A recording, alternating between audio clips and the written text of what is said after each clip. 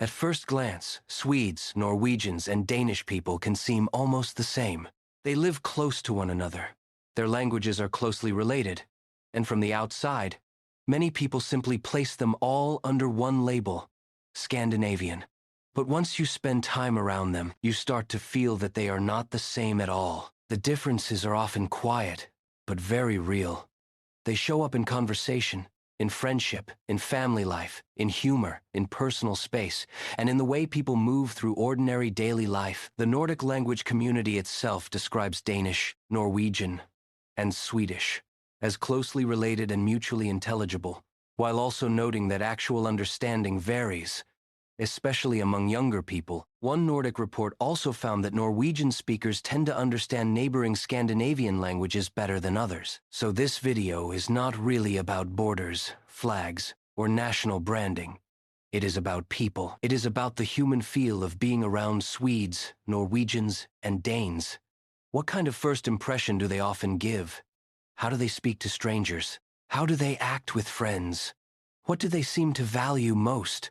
And why do three neighboring peoples with so much shared history still feel so different once you get close enough to notice? That is what we are looking at today. And as always, these are broad patterns, not rules. No country is one personality. But there are habits and social rhythms that many people notice again and again. 1. They came from different directions. About 11,700 years ago, the Ice Age was coming to an end. The ice that covered much of northern Europe began to melt, and new land slowly opened up. That's when the first humans started moving into Scandinavia. But they didn't all come from one place. In fact, there were two different groups, arriving at different times, from completely different directions. The first group came from the south. They moved up through what we now call Germany and Denmark. These people lived in forests. They hunted animals, gathered food, and used simple stone tools. They followed the land, moving slowly into southern Scandinavia where it was easier to travel. Over time, they settled in areas that would later become Denmark and Sweden. Then, about 1,000 years later, another group arrived. This group came from the northeast. Instead of moving through forests, they followed the coastline. They traveled along the edge of the ocean as the ice melted. These people were skilled with the sea. They built boats, caught fish, and knew how to survive along the coast. They eventually settled in what we now know as Norway.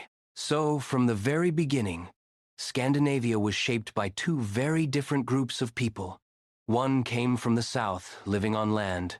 The other came from the sea. Two different journeys, two different ways of life. And even today, scientists can still see traces of this early split in the DNA of people living there. 2. Norway was eastern, Sweden was western. Here's something that sounds confusing at first. If you look at a map, Norway is to the west, and Sweden is to the east. So you would expect their ancient people to match that direction, right? But it was actually the opposite. Early Norwegians had what scientists call Eastern genetics, while early Swedes had Western genetics. That surprised a lot of researchers. So how did they figure this out? Scientists studied DNA from very old human remains found in both regions. Then they compared that DNA with other ancient populations across Europe. What they found was unexpected. People living along Norway's coastline had DNA very similar to groups from the east, places like modern-day Russia, Latvia, and Estonia. These were people who were used to life by the sea. They traveled long distances along cold coastlines, using boats and fishing to survive. Over time, they made their way all the way to Norway. On the other hand, people living in what is now Sweden had DNA that matched populations from Western and Central Europe, places like France, Germany, and the British Isles. These were the same groups that had moved north through land, coming from the south. So even though Norway is on the west side, its early people came from the east. And even though Sweden is more to the east, its early people came from the west. It's like the map and the DNA were telling two different stories. Over thousands of years, these groups mixed together. People moved, married, and shared cultures. But even today, scientists can still see small traces of that ancient difference in the DNA of modern Norwegians and Swedes. 3. Danes, have more Germanic roots. Denmark's location played a big role in shaping its people. Out of the 3 Scandinavian countries, Denmark was the most open and easiest to reach, unlike Norway, which is protected by mountains and fjords, or Sweden, which is partly separated by the sea. Denmark connects directly to mainland Europe. It shares a land border with Germany, and that made a big difference. For thousands of years, people didn't need boats or long journeys to enter Denmark. They could simply walk in from the south. The land itself made this easy. Denmark sits on a wide, flat stretch of land that connects straight into Central Europe. So whenever groups moved north, Denmark was often their first stop. Over time, many different groups passed through or settled there. These included early Germanic peoples like the Angles, Saxons, and Jutes. Some continued further into Scandinavia, but many stayed. They built communities, mixed with the local people, and became part of the population. Because of this, Denmark ended up with more genetic influence from Central Europe than its neighbors. In simple terms, Denmark became a kind of gateway between Europe and Scandinavia, and that gateway left a lasting mark on Danish DNA. 4. Swedes have a Southern European link.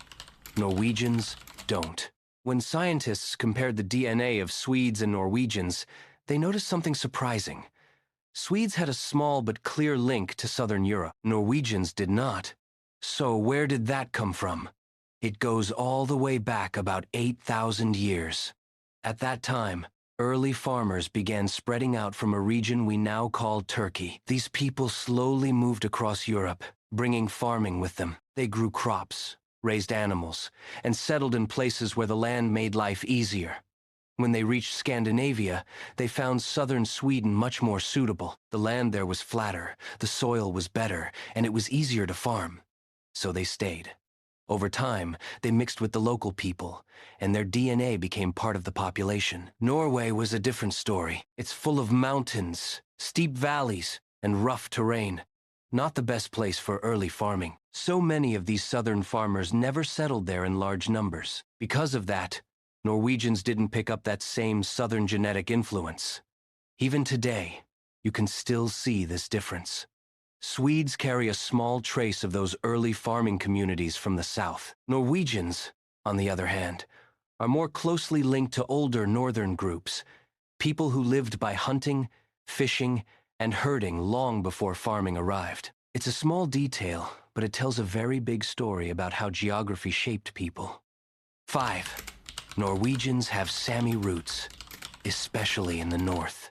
One of the biggest differences in Scandinavian DNA comes from a group many people don't often hear about, the Sami people. They are the original inhabitants of the far north of Scandinavia, and their history goes back much further than the Vikings. Long before farmers or settlers arrived from the south, the Sami were already living in these cold northern lands. They survived by hunting, fishing, and adapting to harsh Arctic conditions.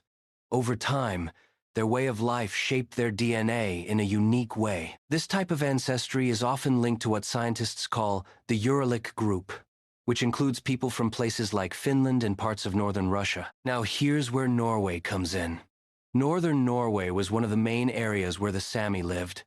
For many generations, Norse settlers and Sami communities lived close to each other. They traded, shared knowledge, and in many cases, started families together. Because of this, many people in northern Norway today still carry Sami ancestry. And the further north you go, the stronger that connection becomes. This creates a clear pattern. Southern Norway has less of this influence. Northern Norway has more. And this is not something new. Scientists have found that this difference already existed even during the Viking Age, so it has been part of Norway's story for over 1,000 years. Denmark, being far to the south, has almost none of this ancestry. Sweden has some, especially in the far north, but generally much less than Norway. So this Sami connection is one of the clearest ways Norway stands apart from its neighbors. It's a reminder that the far north has always had its own deep and unique history. 6. Danes are closer to Swedes than Norwegians. This one surprises a lot of people. Denmark and Norway were once united for over 400 years. You would expect their people to be very closely mixed, but that's not what the DNA shows. In fact, Danes have much more genetic connection to Swedes than to Norwegians. So what happened? It comes down to one simple thing: how easy it was for people to move. Between Denmark and Sweden, movement was very easy. They are separated by a narrow stretch of water called the Øresund. Øresund, at its narrowest point, it's only a few kilometers wide. For thousands of years, people crossed it all the time. They traded, visited, married, and settled on both sides. This constant movement slowly mixed the populations together. Now compare that to Denmark and Norway. Even though they were politically united, the land between them was much harder to cross. Norway has mountains, deep valleys, and rough terrain. Traveling there was not easy for everyday people. Yes, there were sea routes, but they were not as commonly used for regular migration. So fewer people moved back and forth between Denmark and Norway, and that made a big difference. Over time, Denmark ended up sharing more DNA with Sweden than with Norway. So even though history books talk about kingdoms and unions, DNA tells a different story. People don't move because of politics. They move where it's easiest. And in this case, the easier path led straight between Denmark and Sweden. 7. The Vikings spread out, but not in the same way. The Viking Age lasted from around 800 to 1100 AD. During this time, people from Scandinavia didn't just stay at home. They traveled far, traded, fought, and settled in new lands. But here's what many people don't realize. They didn't all go in the same direction. Each group, Danes, Norwegians, and Swedes, followed a different path. And those choices changed their DNA in different ways. The Danes went west and south. The Danes focused mainly on places like England and parts of France. They didn't just raid. Many of them settled there. In England, they took control of large areas and built communities. Some also settled in northern France, in a region that later became known as Normandy. Over time, they married local people and had families. So when some of them returned home, they brought back new ancestry from places like England and France. The Norwegians went across the ocean. Norwegian Vikings were known for exploring far across the sea. They settled in Iceland, Greenland, and even reached North America. They also spent a lot of time in places like Ireland and Scotland. In these areas, they mixed closely with local communities. So their descendants carried both Norse and Celtic roots.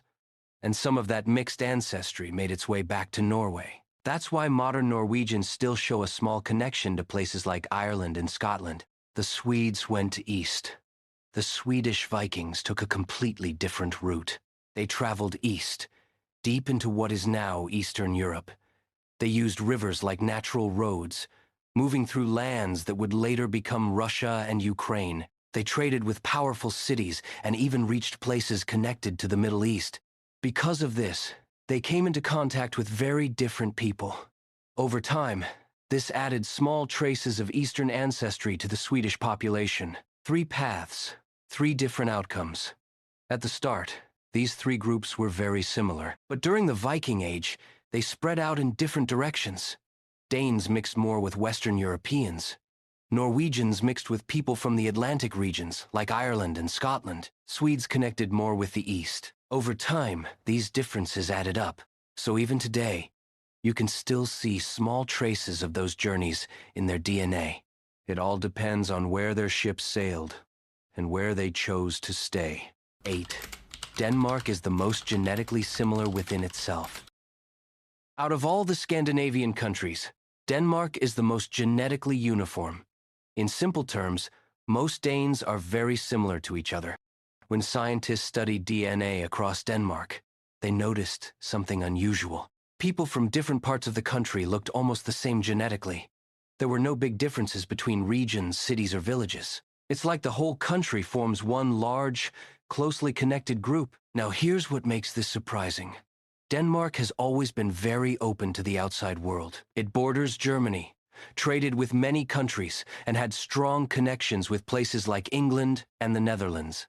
You would expect all that contact to create lots of differences within the population. But that's not what happened. Instead, those outside influences spread evenly across the whole country. So rather than creating differences, they actually made people more similar. The reason mostly comes down to geography. Denmark is flat and easy to travel across. There are no big mountains or deep valleys separating people. So for generations, people moved around freely. They married across regions, traded, and settled in different areas. Over time, this constant mixing smoothed out any differences. It also helped that Denmark became organized as one united kingdom early on. This encouraged even more movement and connection between people.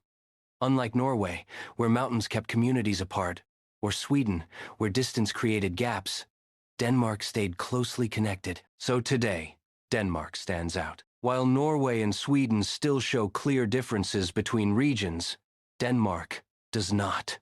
From a genetic point of view, Danes are very closely related to each other, almost like one big extended family. 9. Lifestyle focus. In Scandinavia, daily life is shaped by simple but powerful habits that support both mental and physical well-being, especially as people grow older. In Sweden, many people live by the idea of lagom, which means just the right amount. It's not about strict rules, but about balance. Meals are not too heavy, work is not overwhelming, and rest is not neglected. In Norway, life is closely tied to nature. Even in older age, people spend time outdoors, whether it's walking through forests, sitting by the sea, or simply getting fresh air daily. This connection to nature is not seen as exercise, but as part of living. The clean air, gentle movement, and calm surroundings support heart health, improve mood, and reduce feelings of isolation. In Denmark, the focus shifts to hygge, a deep sense of comfort and coziness. This might mean soft lighting, warm drinks, or quiet moments with loved ones. Together, these lifestyles show that well-being comes from balance, nature, and simple comfort. 10. Language differences. Language in Scandinavia may look similar on paper, but the way it sounds can feel very different, especially for older listeners or anyone trying to follow along. In Sweden, the language, Swedish language, is known for its clear and steady pronunciation. Words are spoken more distinctly, with a smooth rhythm that makes it easier to pick out sounds. In Norway, the Norwegian language is often described as the middle ground of Scandinavian speech. It shares similarities with both Swedish and Danish, which makes it easier for people across the region to understand each other. This flexibility helps in communication, whether it's through television, radio, or everyday conversation. Danish, or Danish language, is usually the most challenging when spoken. Many words are softened or blended together, and some sounds are less clearly pronounced. These differences show how small changes in speech can affect understanding, especially with age. Clear pronunciation and steady rhythm often make communication easier and more comfortable. 11. Food culture. Food in Scandinavia is not just about taste. It plays a quiet but important role in long-term health, especially for older adults. In Sweden, meals are often simple and home-cooked. A well-known example is Swedish meatballs, usually served with potatoes and vegetables. These meals are not overly processed or heavy. Instead, they focus on balanced portions, mild seasoning, and familiar ingredients. In Norway, the diet leans heavily on seafood. Fish like salmon, cod, and herring are eaten regularly. These foods are rich in omega-3 fatty acids, which support heart health, brain function, and joint mobility. Meals are often fresh, lightly cooked, and not overloaded with sauces or oils. In Denmark, a popular tradition is smørrebrød, an open-faced sandwich made with rye bread, fish, eggs, or lean meats, topped with simple garnishes. It may look small, but it is filling and nutritious. The use of whole grains and fresh toppings makes it a smart choice for maintaining stable blood sugar and good digestion. Across these countries, food is kept simple, natural, and balanced, which supports healthy aging without complication. 12. Alcohol culture. Alcohol habits across Scandinavia are shaped more by structure and culture than by excess. and this has a quiet impact on long-term health. In Sweden, alcohol is tightly controlled. Sales are mainly handled through the state-owned store system Bolaget, which limits availability and encourages mindful drinking. People don't usually drink daily. Instead, alcohol is taken in small amounts during specific occasions. In Norway, alcohol is even more expensive and less accessible. This naturally reduces how often people drink. Many choose to reserve alcohol for weekends or celebrations rather than everyday use. Because of this, excessive drinking is less common among seniors. The result is better overall health, especially when it comes to heart conditions and sleep quality. Denmark takes a more relaxed approach. Alcohol is easier to access, and social drinking is more common. It's often part of gatherings, meals, or casual meetups. However, even here, drinking is typically tied to social connection rather than isolation. Across all three countries, the key difference is not just how much people drink, but how controlled and intentional the habit is. 13. Attitude to strangers. Attitudes toward strangers in Scandinavia are shaped by respect, not coldness. For older adults, this can feel calm and predictable, without pressure to engage more than they want. In Sweden, people tend to keep a comfortable distance. Conversations with strangers are polite, but usually brief. Personal space is highly valued, and silence is not seen as awkward. For seniors, this creates a peaceful environment, especially in public places like buses or waiting areas. It allows them to move around without feeling overwhelmed or forced into interaction. In Norway, the approach is similar, but slightly warmer. People are polite, helpful, and respectful, but they avoid being intrusive. A stranger might offer help if needed, then step back without lingering. This balance makes daily life easier, especially for older individuals who may need occasional assistance but still value independence. In Denmark, people are generally more open, particularly in social settings. Conversations with strangers can happen more naturally, especially in relaxed environments like cafes or community gatherings. Across these countries, the common thread is respect for boundaries. The difference lies in how quickly people open up, from reserved in Sweden to more socially relaxed in Denmark. 14. Attitude to strangers. Life in Scandinavia often feels calm and respectful, and this shows clearly in how people relate to strangers. In Sweden, people naturally keep a bit of distance. It is not unfriendly. It is simply a way of showing respect for personal space. You may sit next to someone on a bus and not speak, and that is completely normal. For older adults, this can feel peaceful. There is no pressure to make small talk, no need to respond quickly, and no sense of being crowded. It creates a quiet environment where one can move at their own pace. In Norway, the attitude is similar, but slightly warmer. People are polite and helpful, especially if someone needs assistance, but they do not interfere unnecessarily. A stranger might hold a door, give directions, or offer a quick smile, then step back. This balance is comforting for seniors who value independence but may appreciate occasional support. It allows them to feel safe without feeling watched or bothered. Denmark brings a different tone. People are more open, especially in social settings. Conversations with strangers can start easily, particularly in relaxed places like cafes or community spaces. 15. Fashion style. Fashion across these countries also reflects their lifestyles. In Sweden, clothing is simple and clean. The focus is on neutral colors, neat lines, and comfort. This minimalist style is easy to maintain and practical for daily life. Seniors often benefit from this approach because it removes the stress of complicated choices while still looking put together. In Norway, fashion is shaped by the outdoors. Clothing is practical, warm, and durable. People dress for changing weather, often layering clothes that can handle wind, rain, or cold temperatures. For older adults, this focus on function over appearance supports mobility and safety. Good shoes, warm jackets, and comfortable layers make it easier to stay active outside. Denmark leans more toward trendy and stylish clothing. People enjoy expressing themselves through fashion, even in simple outfits.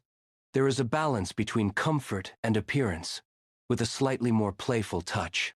16. Cost of living. When it comes to cost of living, there are clear differences. Norway is the most expensive of the three. Daily expenses like food, housing, and transport are high. However, this often comes with strong social support systems, which can help older residents manage their needs. Denmark is also expensive, though slightly less than Norway. Living costs are still high, especially in cities, but public services and infrastructure are reliable. Sweden is generally more affordable compared to the other two, though it is still not cheap by global standards. The slightly lower cost can make daily life easier to manage, especially for retirees on fixed incomes. Across these areas, the pattern is clear. Whether it is social behavior, clothing, or cost, each country offers a different balance. Some prioritize quiet and space. Others lean toward openness and style, but all aim to support a steady and comfortable way of living. 17. Approach to conflict. The way people handle conflict in Scandinavia is shaped by a strong desire to keep life calm and respectful, especially in everyday interactions. In Sweden, conflict is often avoided as much as possible. People prefer to keep harmony rather than create tension. Instead of direct confrontation, issues are handled quietly, sometimes through careful wording or by stepping back. This approach can feel peaceful, especially for older adults who may find loud disagreements stressful. It reduces emotional strain, though it can sometimes leave problems unresolved if not addressed properly. In Norway, conflict is handled in a calm and balanced way. People are generally willing to address issues, but they do so without raising their voices or creating drama. The focus is on finding a solution rather than winning an argument. For seniors, this creates a sense of safety. Discussions remain respectful, and even disagreements feel controlled and manageable. In Denmark, people tend to be more direct. They are comfortable expressing their opinions openly and addressing problems head-on. While this may seem strong at first, it is usually honest rather than aggressive. Across all three, the goal is not conflict itself, but maintaining balance and respect. Final part. Similar, but not exactly the same. When you look at everything together, one thing becomes clear.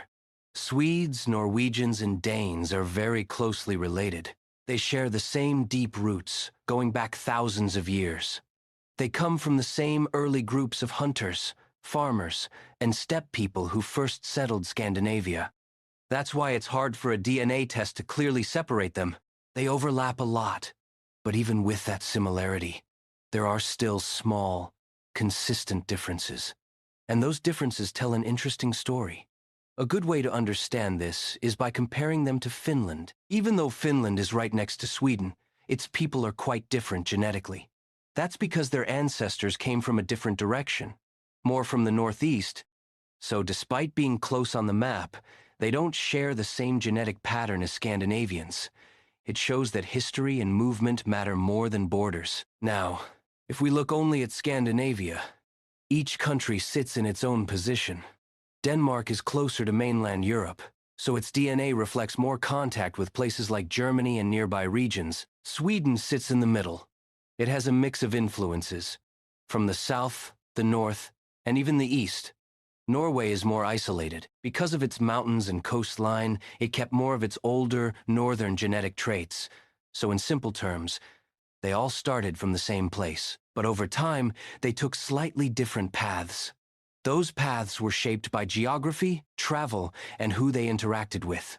The bottom line is this: they are clearly related, but not identical. Think of it like the same song played in different styles. The melody is the same, but each one has its own sound.